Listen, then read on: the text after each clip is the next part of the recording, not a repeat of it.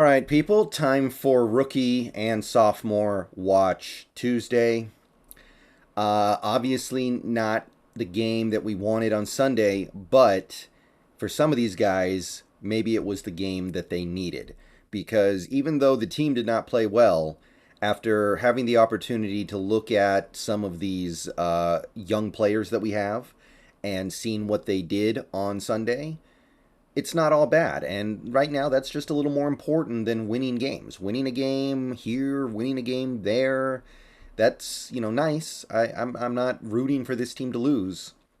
But I also recognize that what the players on this list give you is probably more important for your long term success. And as much as it was not a very good game, some players, some young players, showed something.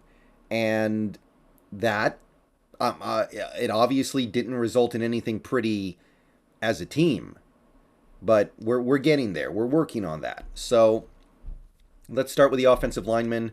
Cross and Lucas played every snap, and basically Cross stock up, Lucas stock down a little bit. Cross played a solid game. He allowed one pressure despite being asked a lot of, and his pass blocking grade went up significantly from the Denver game. He played a much better game than he did against the Broncos. According to the stats that I've seen, he allowed one pressure that whole game despite going up against a pretty fierce San Francisco front. His PFF grade's up to about 57.2, which it's not where you want it to be, but for a player of his age and his experience level and the situations we're putting him in, it's totally fine. So Cross played a better game. Lucas did not. He allowed a couple QB pressures. His run blocking was not as good, and he had that penalty. And I want to talk about that penalty for a second here because it was the correct penalty. It was the correct call, of course. I'm having a hard time blaming Lucas for it. He's just manhandling his dude, pushing him so far up the field that he ends up further down the field than he needs to be or should be legally. Like, it's the right call. It's just hard for me to say that Lucas screwed up in a way that makes me upset at him, if that makes sense. So, Abe Lucas, not his best game, not as good as he played against Denver, but I still got to say, liking what I see, and overall he's still playing pretty close to NFL average level, probably a little below average as far as tackles go, but not unplayable at all, and he's only going to get better.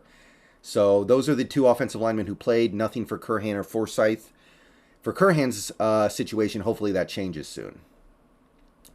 Linebackers, we had one linebacker play, and I got to tell you, he might be earning some more playing time soon. Boye Mafe, a guy who I wasn't sure what we were going to get from him this year. Played not a ton against the Niners, but he looked better. His PFF grade went way up to 66.2. And he had a bigger impact on the game. He had 3 tackles, including a sack.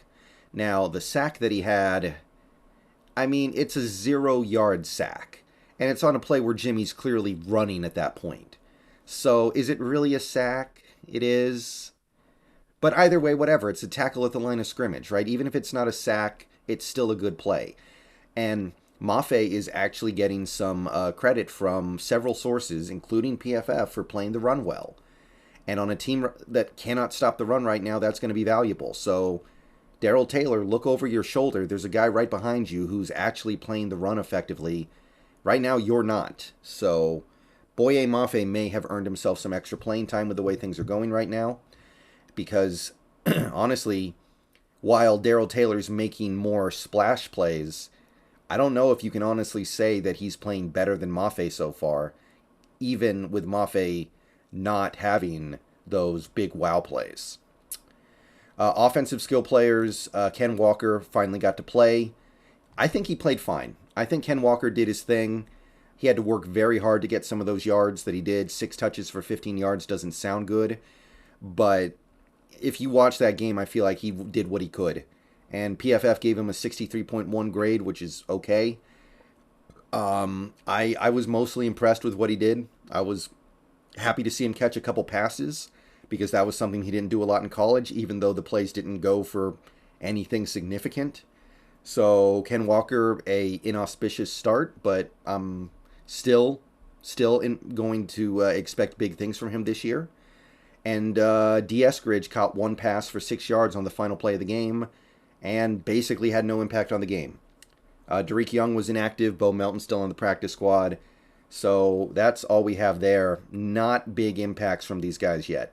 I think Ken Walker will get there, but the D. Eskridge thing, it's very confusing, right? I know that it's possible he doesn't know the playbook somehow, but even if you don't know the playbook, can't you be out there for a few jet sweeps or fly sweeps a game? Like we used him on a bubble screen against the Broncos, but we're not even trying to run that stuff right now, and that's supposed to be an important part of this offense. So I don't understand what's going on here, but the Eskridge pick is going from bad to worse very fast. Gotta say, I didn't expect this. I look, Eskridge is forever going to be hated by Seahawks fans because people look at him and they see Creed Humphrey, they see what's his face the Panthers drafted from LSU, they see all the even Josh Myers, they see all these players that Eskridge could have been.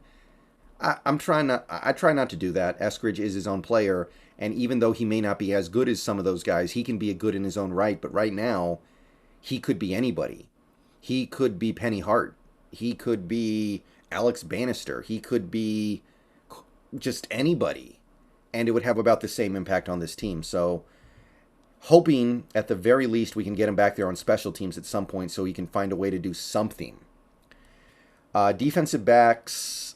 Yeah, we're not off to a great start here, admittedly, although I will say that Kobe's at least on the right track. He played, I mean, I'm not going to say he played bad against Denver, but he had a really bad play against Denver, and that knocked his grade way down, and it made him look terrible. He didn't play good against the Niners either. He picked up some penalties. He didn't look like he was capable of playing nickel corner. He gave up, I think, 4 completions in coverage. He had 2 penalties in coverage, I think, something like that. So not a good game. I believe he is miscast as a nickel corner, so I'm not going to hold it against him. But it's still a bad game. PFF grade still down about 38, and his QBR against is still perfect, 158.3. So right now, when opposing teams need a completion, they're looking at Kobe.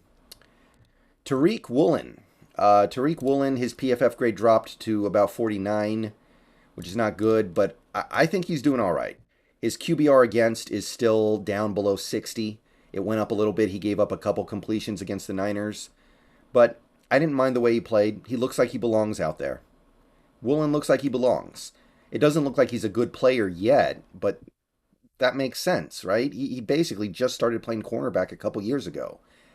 And this was not his best game. I think he definitely played better against Denver, but he didn't give up massive penalty yardage this time, at least. It was actually the other guys who were getting penalties called on them mostly. And you see the potential, and you see the ability to occasionally flash onto the scene, make a significant play. And I don't know how we're here right now where Bryant's the guy who doesn't look ready to play and Woolen is the guy who is, but that's what we have. So I'm not saying all these guys are playing great yet, but I think they're building valuable experience, and I think this is a positive sign for the Seahawks going forward, and hope they can just continue to build on these performances. All right, I'm out of here. Peace out. Go Hawks. Probably another video later today. Hope to see y'all then.